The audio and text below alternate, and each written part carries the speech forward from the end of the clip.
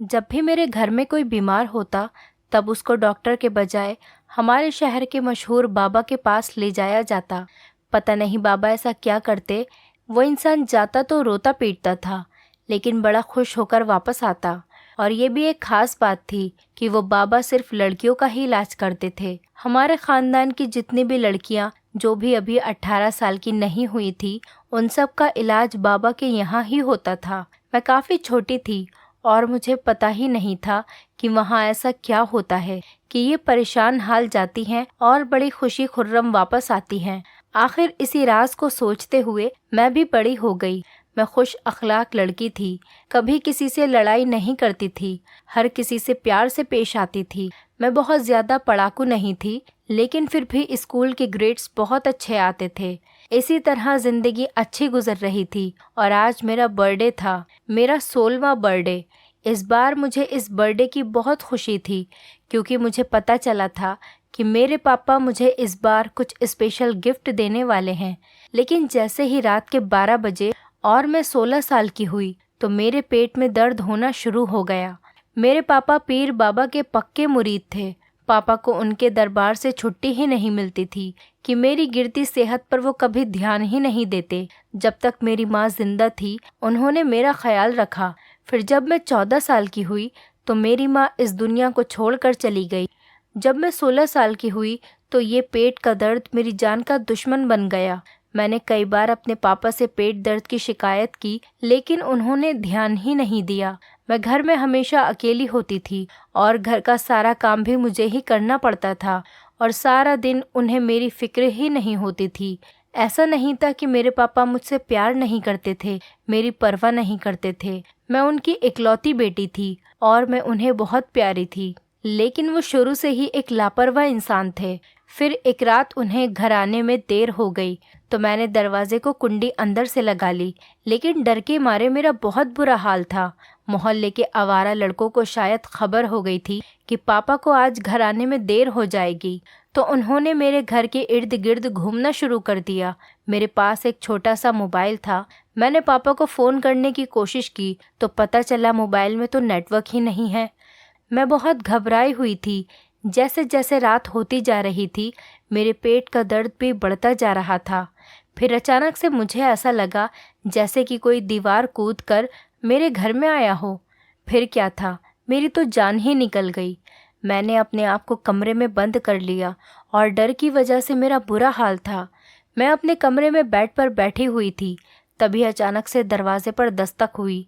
हीना, दरवाज़ा खोलो, मैं तुमसे मिलने के लिए आया हूँ। खिड़की के बाहर से एक लड़के की आवाज़ आई तो उसकी आवाज़ सुनकर मैं डर से थरथर काँपने लगी। मैंने सोचा कि अगर मैं चीखना चिल्लाना शुरू कर दूंगी तो उल्टा बदनामी मेरी ही होगी, बात कहाँ से कहाँ पहुँच जाएगी। अब मैं ऐसे सिमटी हुई खिड़की की ओर देख रही थी कि जैसे वहाँ पर कोई भूत प्रेत खड़ा हो। अब थोड़ी देर के बाद जब मुझे एहसास हुआ कि वहाँ पर कोई नहीं है तो मैं धीरे से जाकर उस खिड़की को खोलकर देखने लगी तो वहाँ पर कोई भी नज़र नहीं आया। इतने में मेन डोर का दरवाज़ा बजा और वहाँ से पापा के बोलने की आवाज़ आई तो मेरी जान में जान आई। मैंने फ़ौरन भागकर दरवाज़ा खोला और मैं रोते हुए पापा के गले लग गई। पापा ने मुझे रोते हुए देखा तो पूछने लगे कि बेटा क्यों रो रही हो। इस पर मैं पापा से बोली, पापा, जिस जवान बेटी का बाप घर से बाहर हो और आधी रात को लौट कर आए तो वो रोएगी नहीं तो क्या करेगी। तो पापा कहने लगे कि आज भी पीर बाबा के यहाँ पर मुरीदों की बहुत भीड़ थी, इसलिए मुझे आने में देर हो गई, और अंदर आकर कमरे में बैठ गए। ये देखकर मैंने पापा से कहा कि पापा, आपको एहसास होना चाहिए कि घर पर माँ नहीं है अब, जिनके सहारे आप मुझे घर में अकेला छोड़कर जाते थे। मैं अकेली थी और डर की वजह से मैं सो भी नहीं सकी। मैंने पापा को ये नहीं बताया कि कोई दीवार कूदकर अंदर घर में आया था। वो जो भी था, पापा को आता देखकर शायद उसके साथी और वो लोग भाग गए थे। तो इस पर पापा कहने लगे कि ये सारे मोहल्ले के लोग हमारे जान पहचान वाले हैं, पूरे मोहल्ले वाले तुम्हें बहुत अच्छे से जानते हैं, तो तुम्हें डरने की क्या ज़रूरत थी। पापा ने ये सब कहा तो मैं उनकी सादगी पर हैरान होकर रह गई। जिन मोहल्ले वालों को वो अपना कह रहे थे, वही कुछ देर पहले दीवार कूदकर अंदर घर में आए थे और उनकी इज्जत तार तार करने को तैयार थे। कोई इतना भी सीधा कैसे हो सकता है? मैं हैरान थी, लेकिन बाप और बेटी के बीच में इज्जत का रिश्ता होता है और झिझक भी होती है। उसी झिझक की वजह से मैं पापा से खुलकर न कह सकी। पापा ने मुझे सोने को कहा और खुद बरामदे में चटाई बिछाकर ज़मीन पर सो गए। मैं कमरे में अंदर आई और फिर बेड पर लेटकर सो गई। सुबह उठी तो फिर से मेरे पेट में बहुत तेज़ दर्द हुआ और मैं रोने लगी। मैं किचन में बैठी हुई रो रही थी कि तभी पापा आ गए चाय पीने के लिए। तो उन्होंने मेरे रोने की वजह पूछी तो मैंने पापा को बताया कि ये पेट दर्द तो मेरी जान लेकर रहेगा। तब पापा ने मुझे इस तरह रोते देख लिया तो उन्होंने कहा कि ठीक है, हम तुम्हें पीर साहब के दरबार में ले चलते हैं। वहाँ पर पीर बाबा की दुआ से सब ठीक हो जाते हैं। रोज़ाना औरतें किसी न किसी बीमारी या कोई भी दर्द लेकर उनके पास आती हैं। पीर बाबा दुआ कर देते हैं तो वो ठीक हो जाती हैं। पापा, मुझे किसी डॉक्टर के पास ले चलो, मैंने बेबसी से पापा से कहा। तो पापा कहने लगे कि बेटा, ये डॉक्टर सिर्फ पैसे ही लूटते हैं, छोड़ो डॉक्टर वॉक्टर को, मैं तुम्हें आज शाम पीर बाबा के पास ले जाऊंगा। और ये कहकर फिर पापा चले गए। फिर पापा शाम को आए तो पापा कहने लगे कि तुम तैयार हो जाओ, हमें पीर बाबा के पास चलना है। पापा की बात सुनकर मैंने सोचा कि तैयार ही क्या होना है, पीर बाबा के पास ही तो जाना है। मैंने एक चादर ओढ़ ली और पापा के साथ चल दी। जैसे ही मैं दरबार में पहुंची तो मुझे एक मुरीद ने रुकने को कहा कि पीर बाबा अभी दुआ कर रहे हैं, और मैं ये सुनकर वहीं पर बैठ गई। अभी कुछ ही समय हुआ था बैठे हुए कि तभी पीर बाबा अंदर आए और मुझे देखते हुए बोले, अच्छा तो ये है तुम्हारी बेटी हिना? पीर बाबा ने हाथ मेरे सर पर रखकर पूछा तो पापा ने कहा कि जी हाँ, यही है मेरी बेटी हिना। पीर बाबा ने कहा कि बहुत बड़ी हो गई है ये तो। पहले जब इसे यहाँ पर लाए थे तो ये शायद 4-5 साल की थी। पापा ने कहा कि उस टाइम इसे बुखार हुआ करता था जो आपकी दुआ से ठीक हो गया था, और अब इसे तेज़ पेट दर्द की शिकायत है जो कि ठीक ही नहीं हो रही। पापा ने बताया तो पीर बाबा ने मेरी ओर देखना शुरू किया और कहा कि मेरे पास आओ। तो मैंने पापा की तरफ देखा तो पीर बाबा ने कहा कि मुझे तुम्हारे ऊपर दम करना है बेटा। पीर बाबा ने मेरी बीमारी को भांपते हुए कहा। तो इस पर पापा कहने लगे, हाँ बेटा, बाबा दम करेंगे। तो मैं पीर बाबा के थोड़ा करीब होकर बैठ गई। वो कुछ पढ़कर मुझ पर झाड़ फूंक करने लगे तो उनको झटके लगने लगे। मैं और पापा ये देखकर हैरान हो गए। और पीर बाबा रोबदार तेज़ आवाज़ में कहने लगे, तेरी बेटी पर शैतान काबिज़ हो गया है, बहुत गंदा शैतान है। पीर बाबा ने कहा तो पापा परेशान हो गए। पापा परेशानी से बोले कि बाबा अब क्या होगा? तो पीर बाबा ने कहा कि घबराने की कोई बात नहीं है, बस थोड़ा सा काम करना होगा 1 महीने तक।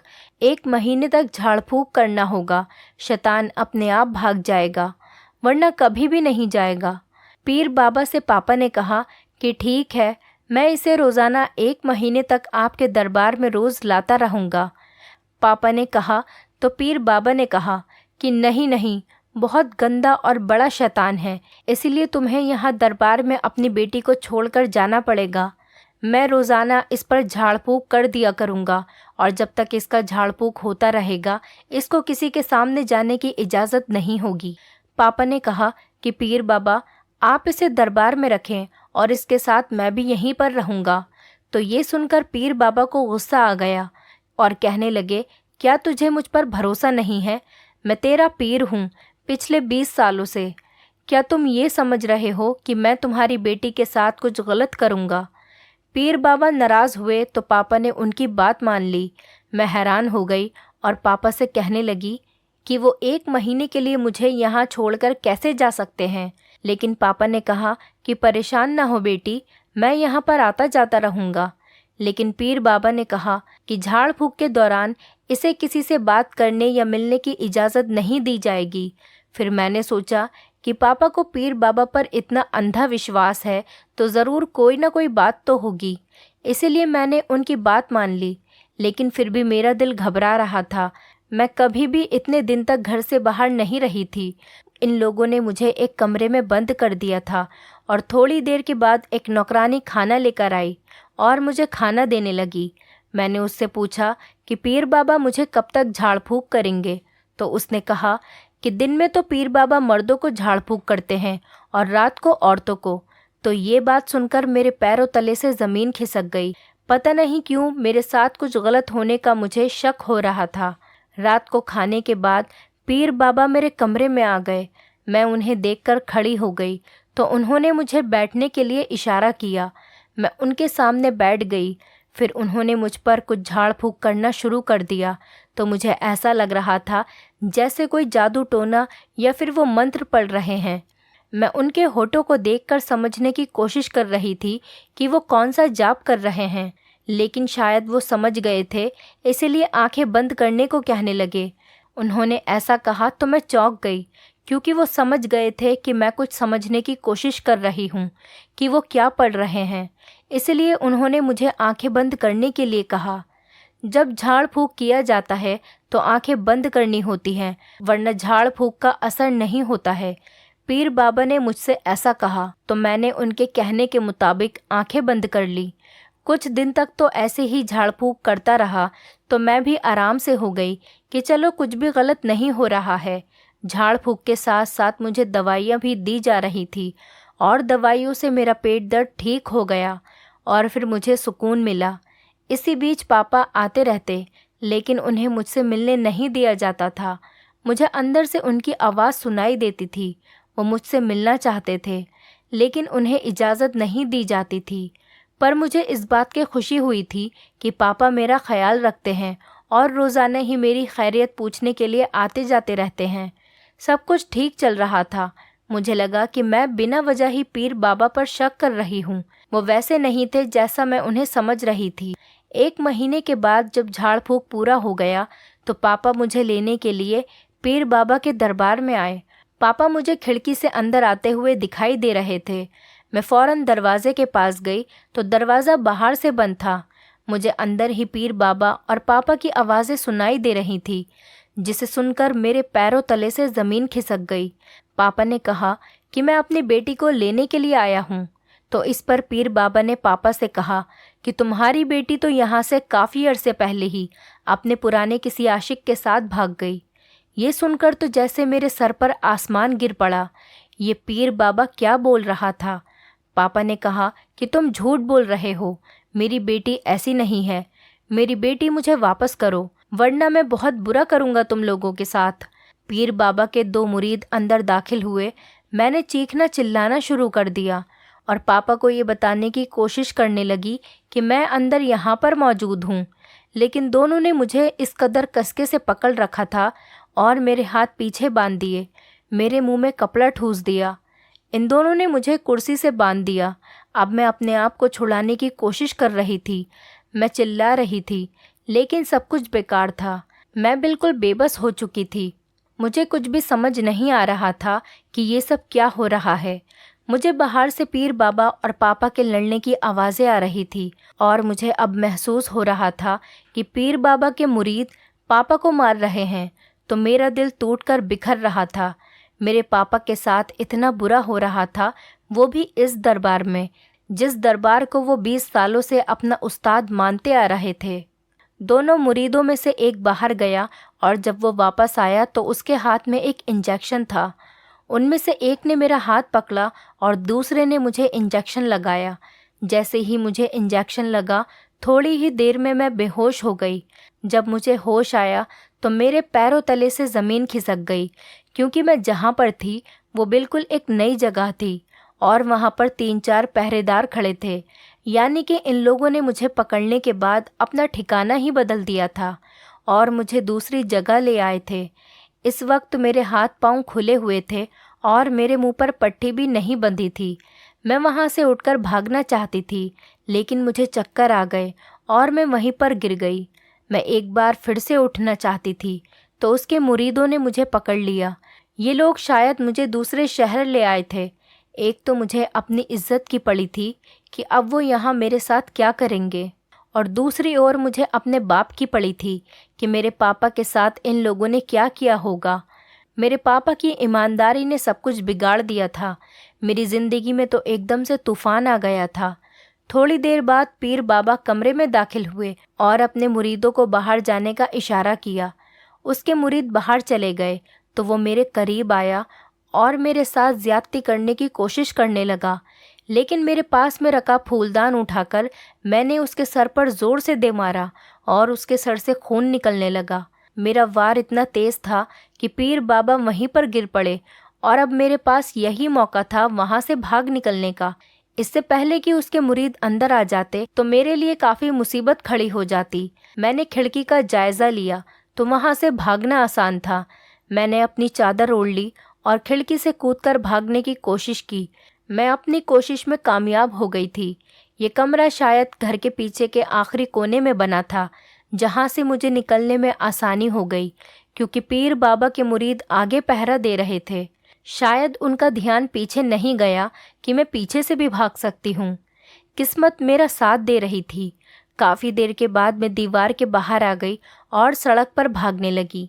भागते भागते रात हो गई और रात के समय सड़कें सुनसान थीं और मुझे भागने में आसानी हो रही थी। लेकिन थोड़ी ही देर के बाद मुझे चक्कर आने शुरू हो गए, क्योंकि इन लोगों ने मुझे नशे के इंजेक्शन दिए थे, जिसका असर अभी भी बाकी था। मैं खाली पेट ही भाग रही थी। मैंने कुछ दिनों से खाना भी नहीं खाया था। मुझसे अब चला भी नहीं जा रहा था और मैं लड़खड़ाकर बीच सड़क पर गिरकर बेहोश हो गई। मेरी आंखें खुली तो मैंने खुद को एक हॉस्पिटल में पाया।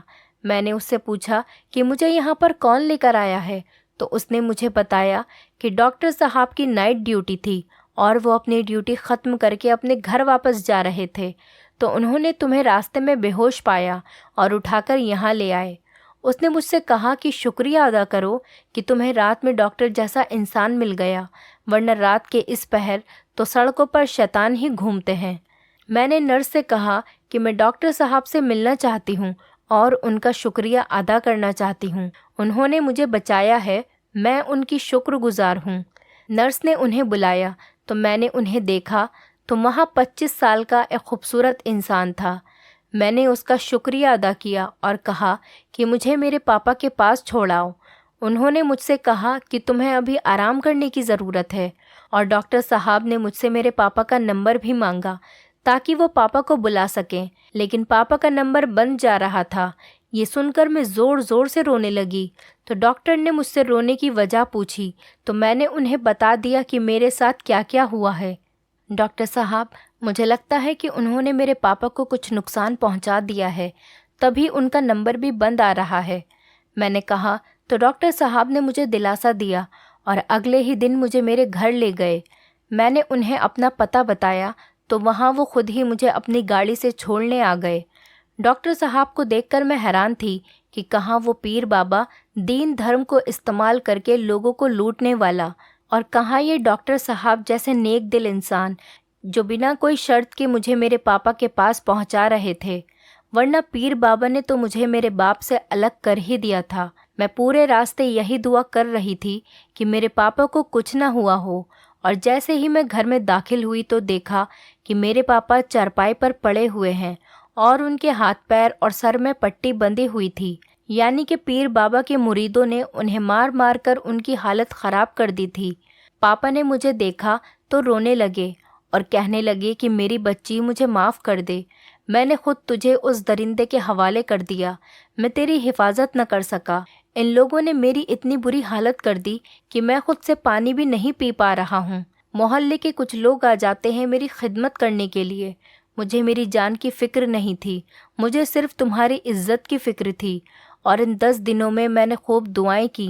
पापा ने डॉक्टर की तरफ देखा तो मैंने कहा कि पापा, ये आपकी ही दुआओं का नतीजा है जो मैं यहाँ पर सही सलामत खड़ी हूँ।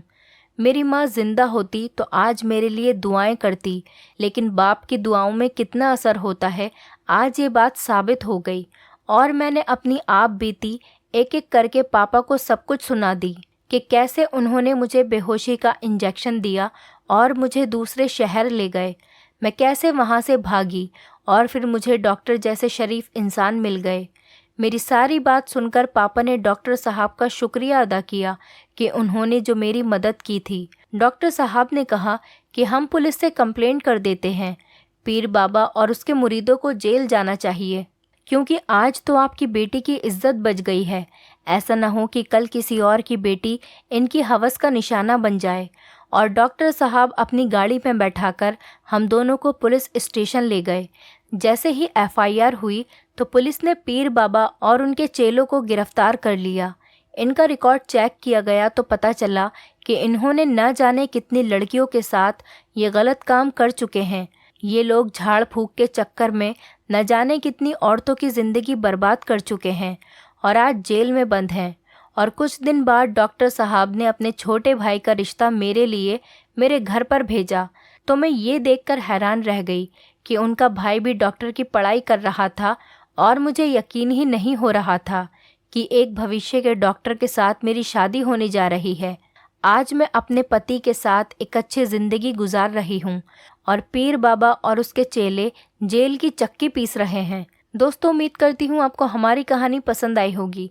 कहानी पसंद आई है तो वीडियो को लाइक करें, चैनल पर नए हैं तो चैनल को सब्सक्राइब करें और हाँ, नोटिफिकेशन बेल को ज़रूर दबाएं ताकि अगली अपडेट सबसे पहले आपको मिले।